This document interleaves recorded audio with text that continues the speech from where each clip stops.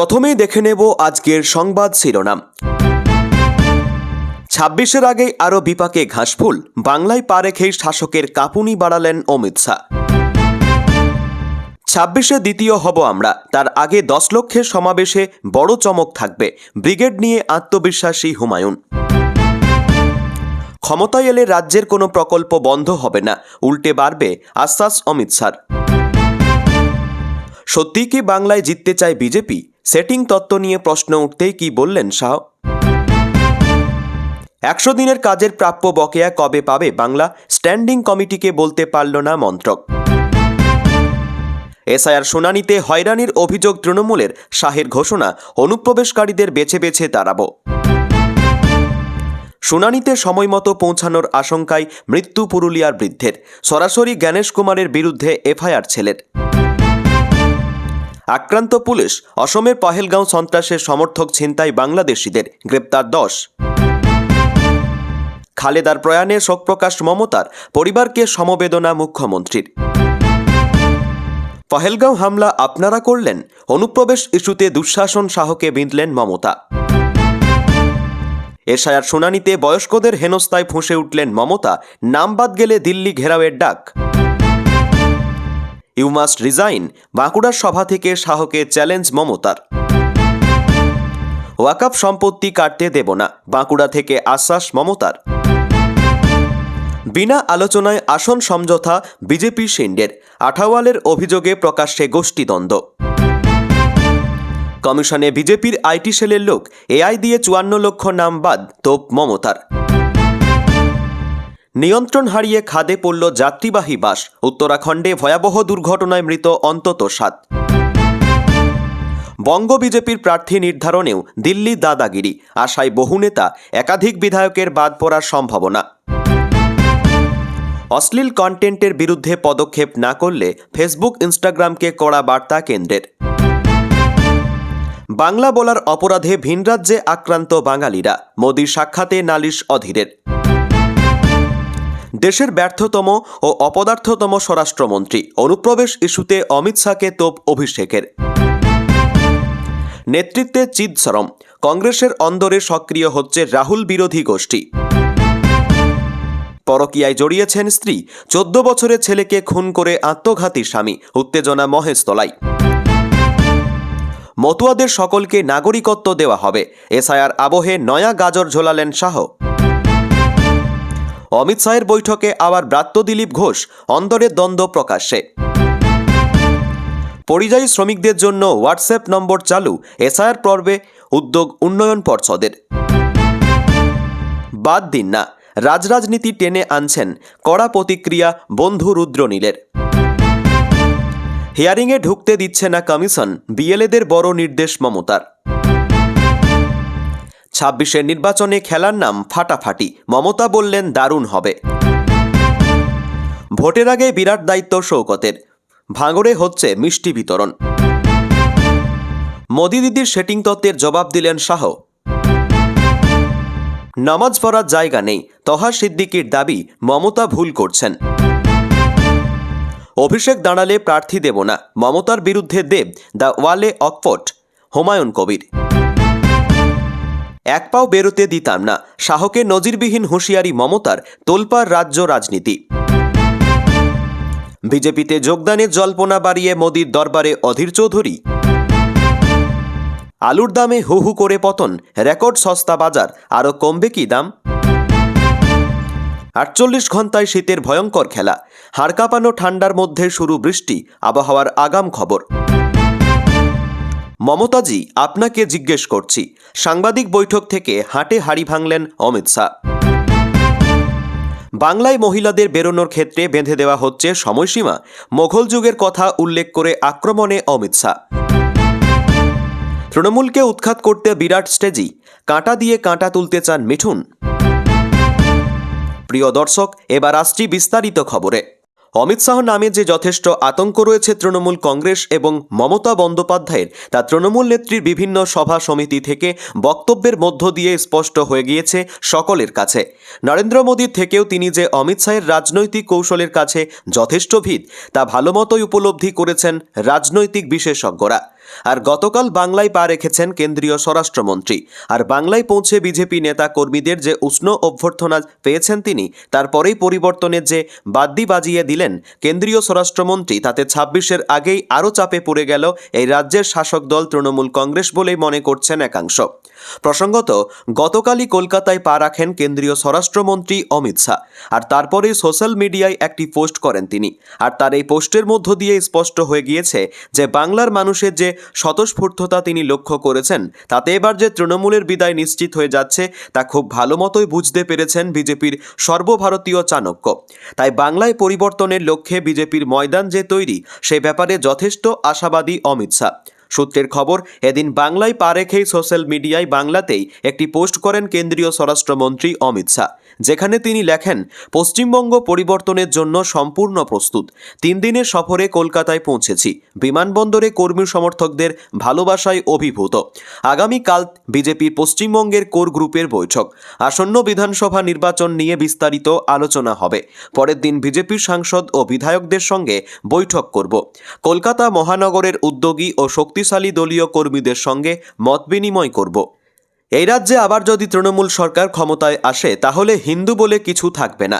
প্রত্যেকটি সভা থেকে সেই বার্তা দিতে দেখা যাচ্ছে রাজ্যের বিরোধী দলনেতা শুভেন্দু অধিকারীকে।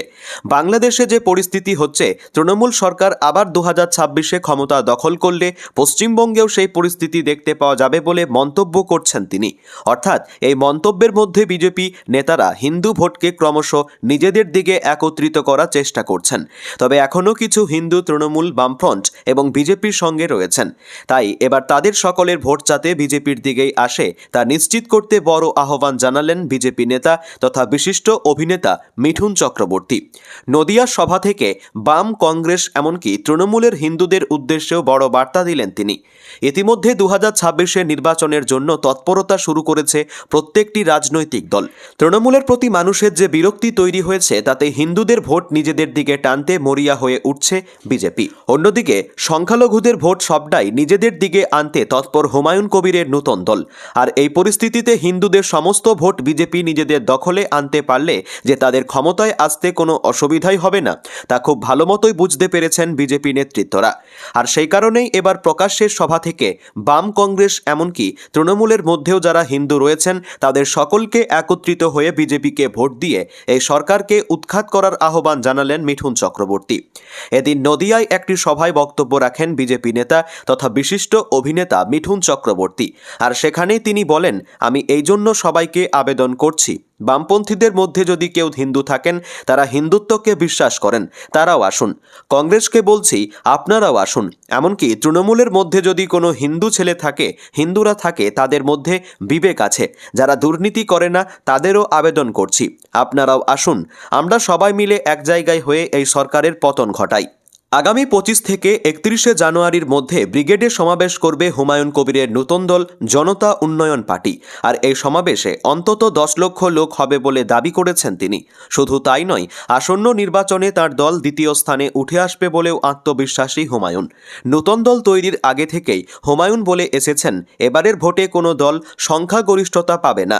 আর দল তৈরির পর তার আত্মবিশ্বাস যে বহুগুণ বেড়ে গেছে তা বলাই বাহুল্য। হুমায়ুনের দাবি, আগামী দিনে রাজ্য সরকার গঠনের ক্ষেত্রে জনতা উন্নয়ন পার্টির ভূমিকা গুরুত্বপূর্ণ হবে। তার ভবিষ্যৎবাণী, তৃণমূল তৃতীয় স্থানে নেমে যাবে, বিজেপি এককভাবে 120 পার করতে পারবে না, আর দ্বিতীয় শক্তি হিসেবে উঠে আসবে তার দল। রাজ্যের নির্বাচনের সেকেন্ড বয় হওয়ার যাত্রাটা যে ব্রিগেড থেকেই হবে, সেই ইঙ্গিতও দিয়েছেন হুমায়ুন। জানিয়েছেন, তার দলের জনসভায় বড় চমক থাকতে চলেছে। যদিও কি চমক তা না খোলসা করলেও শুধুমাত্র জানান, যারা 3 বার মমতা বন্দ্যোপাধ্যায়কে মুখ্যমন্ত্রী করতে ভোট দিয়েছিলেন, তাদের এক বড় অংশ ব্রিগেড সমাবেশে উপস্থিত থাকবেন। হুমায়ুনের কথায় দলের শীর্ষ নেতৃত্ব নয়, তবে তৃণমূলের সাধারণ ভোটারদের সঙ্গে তাদের যোগাযোগ রয়েছে, তাঁরাই হবেন তার দলের সম্পদ। একই সঙ্গে জনতা উন্নয়ন পার্টির সুপ্রিমো হিসেবে হুমায়ুনের দাবি, ব্রিগেডের মঞ্চ থেকেই রাজ্যের রাজনীতিতে নতুন জোট বা রাজনৈতিক সমীকরণের ছবি স্পষ্ট হবে। গতকাল কলকাতায় সাংবাদিক বৈঠক করেছেন কেন্দ্রীয় স্বরাষ্ট্রমন্ত্রী অমিত শাহ। দুর্নীতি থেকে শুরু করে অনুপ্রবেশ মমতা বন্দ্যোপাধ্যায়ের সরকারকে স্বভাবসিদ্ধ ভঙ্গিতেই আক্রমণ করেছেন তিনি। মন্দির মসজিদ নিয়ে রাজনীতি প্রসঙ্গে তৃণমূল সরকারের দিকেই আঙুল তোলেন শাহ। তার বক্তব্য প্রসঙ্গে হুমায়ুনের পাল্টা বাস্তবে বিজেপিও সেই রাজনীতির বাইরে নয়। তৃণমূলের বহিষ্কৃত বিধায়কের কথাই একটা কেন 10টা মন্দির হোক, কিন্তু সরকারি টাকায় নয়। উদাহরণ টেনে তিনি বলেন, রাম মন্দির কোনো সরকারি অর্থে হয়নি, সাধারণ মানুষদের অনুদানেই সেই মন্দির তৈরি হয়েছে। তার মতে ধর্মীয় পরিকাঠামো গড়তে হলে তা জনগণের টাকাতেই হওয়া উচিত। দুর্গাঙ্গন শিলান্যাস নিয়ে যে হুমায়ুন এমন মন্তব্য করেছেন তা স্পষ্ট। এসআইআর পর্বের শুনানিতে অযথা নাগরিকদের হয়রানির অভিযোগে এই মুহূর্তে সবচেয়ে বেশি সরব রাজ্যের শাসক দল তৃণমূল কংগ্রেস। এই আবহে কলকাতায় 3 দিনের সফরে এসেছেন কেন্দ্রীয় স্বরাষ্ট্রমন্ত্রী অমিত শাহ। গতকাল সল্টলেকের বিজেপির সদর দপ্তরে সাংবাদিকদের মুখোমুখি হয়ে হয়রানির অভিযোগের পাল্টা দিয়ে বলেন, বেছে বেছে অনুপ্রবেশকারীদের তাড়াবো, আর সেই কারণেই এসআইআর হচ্ছে। কোনো মানুষ তো দূরের কথা, একটি পাখিও গলতে পারবে না। এমনভাবে কড়াভাবে কাজ করা হবে। অনুপ্রবেশকারীদের তাড়ানোর কাজ তৃণমূল সরকার করেনি, পারেওনি। এটা একমাত্র পারে ভারতীয় জনতা পার্টি। ভোটার তালিকার বিশেষ নিবিড় সংশোধনের খসড়া তালিকায় প্রায় 58 লক্ষ ভোটারের নাম বাদ গিয়েছে, কিন্তু এই তালিকায় একজন বাংলাদেশি বা রোহিঙ্গার নাম নেই বলে বারবার দাবি করেছে তৃণমূল। এমনকি দলের সর্বভারতীয় সাধারণ সম্পাদক অভিষেক বন্দ্যোপাধ্যায়ও কটাক্ষের সুরে প্রশ্ন তুলেছেন, কজন বাংলাদেশি রোহিঙ্গার নাম পেলেন? কিন্তু কলকাতায় শাহ বলছেন অন্য কথা। ফের তাঁর অভিযোগ, মমতা বন্দ্যোপাধ্যায় সরকার নিজেদের ভোট ব্যাংক বজায় রাখতে অনুপ্রবেশকারীদের বাধা দেয় না, তাদের বিরুদ্ধে কোনো ব্যবস্থা নেয় না। আর এতে বিভিন্ন জায়গার জনবিন্যাস বদলে যাচ্ছে। সেদিকে নজর নেই। বিজেপি বেছে বেছে অনুপ্রবেশকারীদের দেশ থেকে তাড়াবে। শাসক নেতাদের কণ্ঠে বারবার এই অভিযোগও শোনা গিয়েছে, সীমান্তে অনুপ্রবেশ আটকানোর দায়িত্ব বিএসএফের, আর সীমান্ত রক্ষা বাহিনী স্বরাষ্ট্র মন্ত্রকের অধীনে। তাহলে অনুপ্রবেশের জন্য রাজ্য সরকারকে দায়ী কেন করা হবে? মঙ্গলবার এর জবাবও দিলেন শাহ। তার কথাই, সীমান্তে কাঁটা তার দিতে জমি প্রয়োজন, সেই জমি দিতে চায় না রাজ্য সরকার। বিএসএফকে যথাযথ পরিকাঠামো দিলে তবে তো তারা ঠিকমতো সীমান্ত রক্ষা করতে পারবে। জমি চেয়ে কেন্দ্র বারবার মমতা বন্দ্যোপাধ্যায় সরকারকে চিঠি দিয়েছে, কিন্তু জমি পাওয়া যায়নি এখনো। সেই সঙ্গে তিনি এও মনে করিয়ে দিলেন যে শুধু বাংলা কিংবা সীমান্তবর্তী রাজ্যগুলিতে নয়, গোটা দেশেরই সমস্যা। এই সমস্যার নির্মূল না হলে বড় বিপদের আশঙ্কা রয়েছে, আর বিজেপি তা রুখে দিতে সক্ষম। তার বক্তব্য থেকেই স্পষ্ট, অনুপ্রবেশ ইস্যু 26-এর নির্বাচনের বড় একটা ফ্যাক্টর। এ নিয়ে তৃণমূলের অন্যতম রাজ্য সাধারণ সম্পাদক কুণাল ঘোষের প্রতিক্রিয়া, অনুপ্রবেশের কথা বলছেন, আরে আপনি স্বরাষ্ট্রমন্ত্রী, অনুপ্রবেশ হলে সেটা আপনার ব্যর্থতা। এই তো কয়েকদিন আগে রোহিঙ্গা বাংলাদেশিরা ধরা পড়েছে। কোথা থেকে ধরা পড়েছে দেখুন ভালো করে, কথা বলার আগে ভেবে বলুন। বঙ্গ বিধানসভা নির্বাচনের কয়েকটা মাস বাকি, তার আগেই ফের বাংলায় অমিত শাহ, জানিয়ে তীব্র আক্রমণ মুখ্যমন্ত্রী মমতা বন্দ্যোপাধ্যায়ের। একেবারে নাম না করে অমিত শাহকে দুর্যোধন দুঃশাসন বলে তোপ তাঁর। মুখ্যমন্ত্রী বলেন, ভোটেলেই দুর্যোধন দুঃশাসনরা আছেন। শুধু তাই নয়, অনুপ্রবেশ ইস্যুতেই কেন্দ্রীয় স্বরাষ্ট্রমন্ত্রীকে তীব্র আক্রমণ প্রশাসনিক প্রধানের। তার তোপ, বাংলাদেশ শুধু অনুপ্রবেশ হচ্ছে, কাশ্মীরে হচ্ছে না। তাহলে পহেলগাঁও হামলা কে করল? দিল্লি বিস্ফোরণ কে করল?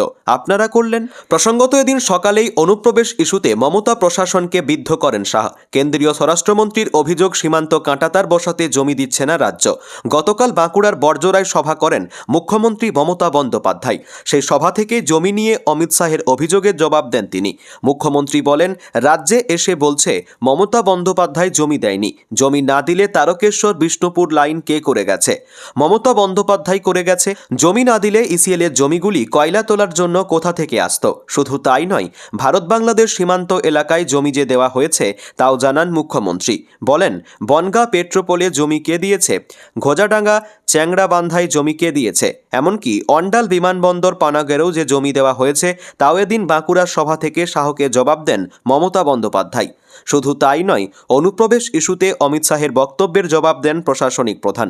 তিনি বলেন, শুধু বাংলাতেই অনুপ্রবেশ হয়, কাশ্মীরে হয় না। তারপরেই কাশ্মীরে ভয়াবহ পহেলগাঁও জঙ্গি হামলার প্রসঙ্গ তোলেন মমতা বন্দ্যোপাধ্যায়। বলেন, পহেলগাঁও কি আপনারা করেছিলেন? শুধু তাই নয়, দিল্লি বিস্ফোরণের প্রসঙ্গ টেনেও কেন্দ্রের বিজেপি সরকারকে তোপ দেগে মমতা বলেন, দিল্লিতে কতদিন আগে একটা ঘটনা ঘটে গেল। অনুপ্রবেশকারী বাংলা ছাড়া কোথাও নেই, তাহলে আপনারা করলেন। যত দোষ বাংলার। প্রশ্ন মুখ্যমন্ত্রী মমতা বন্দ্যোপাধ্যায়ের। বলে রাখা প্রয়োজন, এদিন কলকাতায় সাংবাদিক বৈঠক থেকে অমিত শাহ অভিযোগ করে বলেন, বাংলায় সীমান্ত দিয়ে যে অনুপ্রবেশ হচ্ছে তা শুধু বাংলার বিষয় নয়, দেশের নিরাপত্তা প্রশ্নের মুখে। বাংলায় মজবুত সরকার আনলে অনুপ্রবেশ পুরোপুরি বন্ধ হয়ে যাবে। স্বরাষ্ট্রমন্ত্রী এহেন মন্তব্যের কিছুক্ষণের মধ্যেই এই ইস্যুতে জবাব প্রশাসনিক প্রধানের। ভয়াবহ পথ দুর্ঘটনা উত্তরাখণ্ডে, নিয়ন্ত্রণ হারিয়ে গভীর খাদে গিয়ে পড়ল যাত্রীবাহী বাস। ঘটনায় এখনও পর্যন্ত 7 জনের মৃত্যুর খবর পাওয়া গিয়েছে। আহতের সংখ্যা কমপক্ষে 12। ঘটনায় শোক প্রকাশ করেছেন উত্তরাখণ্ডের মুখ্যমন্ত্রী পুষ্কর সিং ধামি। পুলিশ সূত্রে খবর, মঙ্গলবার সকালে 18 থেকে 19 জন যাত্রী নিয়ে বাসটি নৈনিতালের রামনগর থেকে আলমেরার দারহাটার উদ্দেশ্যে রওনা দিয়েছিল, কিন্তু ভিকিয়া সৈন্য এলাকার কাছে আসতেই বাসটি নিয়ন্ত্রণ হারিয়ে পাশের একটি খাদে আছড়ে পড়ে। বিকট শব্দ শুনে ছুটে আসেন স্থানীয় বাসিন্দারা, হাত লাগান উদ্ধার কাজে। খবর পেয়ে তড়িঘড়ি ঘটনাস্থলে পৌঁছয় পুলিশ এবং উদ্ধারকারী দল। ভয়াবহ এই দুর্ঘটনায় অন্তত 7 জনের মৃত্যু হয়েছে, আহত হয়েছেন কমপক্ষে 12 জন। কী কারণে এই দুর্ঘটনা ঘটল তা এখনও স্পষ্ট নয়। ইতিমধ্যেই ঘটনা তদন্ত শুরু করেছে পুলিশ। পুলিশের এক আধিকারিক জানিয়েছেন, খবর পেয়ে সঙ্গে সঙ্গে আমরা দুর্ঘটনাস্থলে পৌঁছে যাই। উদ্ধার কাজে সাহায্য করতে আসে রাজ্য বিপর্যয় মোকাবিলা বাহিনী। ঘটনাস্থলে মৃত্যু হয়েছে 6 জনের। আহতদের উদ্ধার করে নিকটবর্তী একটি হাসপাতালে ভর্তি করানো হয়েছে। আপাতত সেখানেই তারা চিকিৎসাধীন। ঘটনায় শোক প্রকাশ করেছেন উত্তরাখণ্ডের মুখ্যমন্ত্রী। সমাজ মাধ্যমে একটি পোস্টে তিনি লেখেন, এই ঘটনায় আমি গভীরভাবে শোকাহত। মৃতদের পরিবারের প্রতি আমার সমবেদনা রইল। ঈশ্বরের কাছে প্রার্থনা করি আহতরা দ্রুত সুস্থ হয়ে উঠুক। বিধানসভায় বিজেপির প্রার্থী হতে চেয়ে আগ্রহীর সংখ্যাটা নেহাত কম নয়। রাজ্য দপ্তরে জমা পড়েছে বায়োডাটাও, কিন্তু তাতে বিশেষ লাভ হবে কিনা সংশয় রয়েছে দলের অন্দরেই। শোনা যাচ্ছে আবেদনের ভিত্তিতে নয়, বঙ্গে বিজেপির প্রার্থী নির্ধারণ হবে সমীক্ষার ভিত্তিতে। যে সমীক্ষার রিপোর্ট আবার জমা পড়বে খোদ স্বরাষ্ট্রমন্ত্রী অমিত শাহের দপ্তরে। আসলে এবার দলের প্রার্থী নির্বাচনের ভারও নিজেদের হাতে নিতে চাইছে কেন্দ্রীয় নেতৃত্ব। বঙ্গের ভোট ঘোষণা হতে আর মেরে কেটে 2.5 মাস। স্বাভাবিকভাবেই দুই প্রধান রাজনৈতিক শক্তির প্রার্থী হওয়ার জন্য আগ্রহ রয়েছে। তৃণমূলে যেমন বহু টিকিট প্রত্যাশী, বিজেপিতেও তেমনই টিকিটের আগ্রহ কম নয়। সূত্রের খবর, ইতিমধ্যেই 294টি আসনে প্রার্থী হতে চেয়ে 1000-এর বেশি আবেদন দলের কাছে জমা পড়েছে। নিয়মিত বঙ্গ বিজেপির নির্বাচনী পর্যবেক্ষক ভূপেন্দ্র যাদব এবং তার সহকারী বিপ্লব দেব রাজ্য নেতৃত্বের সঙ্গে প্রার্থী বাছাই সংক্রান্ত বিষয়ে আলোচনা করছেন। কিন্তু শোনা যাচ্ছে 2021 সালের মতো এবার আর প্রার্থী বাছাইয়ের ভার রাজ্য নেতাদের হাতে থাকবে না, সবটাই নিয়ন্ত্রিত হবে দিল্লি থেকে। আরও বলা ভালো, অমিত শাহর দপ্তর থেকে। ইতিমধ্যে স্বরাষ্ট্র দপ্তরের মাধ্যমে বিভিন্ন এজেন্সি রাজ্যের 294টি আসনে গোপনে সমীক্ষা করেছে। সেই সমীক্ষার রিপোর্ট জমাও পড়েছে। সেই সমীক্ষার ভিত্তিতে নিয়মিত খোঁজখবর নেওয়া চলছে। বিধানসভা ভিত্তিক অন্তত 3 জন প্রার্থীর নাম সর্বোচ্চ নেতৃত্বের কাছে পাঠাচ্ছে সংশ্লিষ্ট সমীক্ষক সংস্থা। নজর রাখা হচ্ছে দলের জেলা ও রাজ্য স্তরের রিপোর্টেও। 2021 থেকে একটা বিষয়ে শিক্ষা নিয়েছে গেরুয়া শিবির। এবার আর প্রার্থী তালিকায় দুর্নীতিগ্রস্ত দলবদলু বা চিত্র তারকাদের আধিক্য থাকবে না তালিকায়। তুলনায় গুরুত্ব দেওয়া হবে দীর্ঘদিন দলের সঙ্গে যুক্ত স্বচ্ছ মুখে। এবার বেশ কিছু নতুন পরিচিত মুখও টিকিট পেতে পারেন। আবার বেশ কিছু বর্তমান বিধায়কের নাম কাটা যাওয়ার সম্ভাবনা রয়েছে। এবার টিকিট পেতে পারেন অর্জুন সিং। নিজের গড় ভাটপাড়া থেকেই লড়তে পারেন অর্জুন। সেক্ষেত্রে ছেলেকে শিল্পাঞ্চলের অন্য কোনো আসনে পাঠানো হতে পারে। বারাকপুরের প্রার্থী হতে পারেন কৌস্তব বাগচি। উত্তর কলকাতার কোনো আসনে তাপস রায়, বরানগরে সজল ঘোষের নাম ভাবা হচ্ছে। প্রার্থী হতে ইচ্ছুক দিলীপ ঘোষ, লকেট চট্টোপাধ্যায়, অমিতাভ চক্রবর্তীরা। তবে দিলীপ যে কেন্দ্রে লড়তে চাইছেন সেই খড়গপুর হিরণকে সরানো নাও হতে পারে। লকেট নিজের পুরনো লোকসভা কেন্দ্রের বাইরে কোনো কেন্দ্রে দাঁড়াতে পারেন। আবার অমিতাভ চক্রবর্তী উত্তরবঙ্গের কোনো নিরাপদ আসন চাইছেন। শোনা যাচ্ছে অন্তত 10-15 জন বিধায়কের টিকিট কাটা যেতে পারে। কারো কারো আসন বদলের সম্ভাবনা আছে। শেষ পর্যন্ত যেই প্রার্থী হতে চান কেন্দ্রীয় নেতৃত্বের অনুগ্রহ ছাড়া সেটা সম্ভব হবে না, কারণ এবার সবটাই ঠিক হবে দিল্লি থেকে। প্রশ্ন হচ্ছে, বঙ্গ বিজেপিতে ইতিমধ্যে দিল্লির দাদাগিরি নিয়ে অসন্তোষ একাধিকবার প্রকাশ্যে এসেছে। যে হিন্দিভাষী নেতারা বাংলার ভাষা সংস্কৃতির সঙ্গে একাত্ম নন, তারাই যদি টিকিট নির্ধারণ করেন তাহলে দলীয় নেতাদের মধ্যে অসন্তোষ আরও বাড়তে পারে। কেন্দ্রীয় স্বরাষ্ট্রমন্ত্রী অমিত শাহ যখন বাংলায় এসে রাজ্যে ক্ষমতা দখলের হুঙ্কার দিচ্ছেন, তখনই দিল্লিতে প্রধানমন্ত্রী নরেন্দ্র মোদীর দরবারে বহরমপুরের প্রাক্তন সাংসদ তথা কংগ্রেস ওয়ার্কিং কমিটির সদস্য অধীর চৌধুরী দেশজুড়ে বিশেষত বিজেপি শাসিত রাজ্যগুলিতে যেভাবে বাংলাভাষীদের বাংলাদেশি সন্দেহে হেনস্থা করা হচ্ছে তা নিয়ে প্রধানমন্ত্রীর কাছে নালিশ জানিয়ে এলেন অধীর।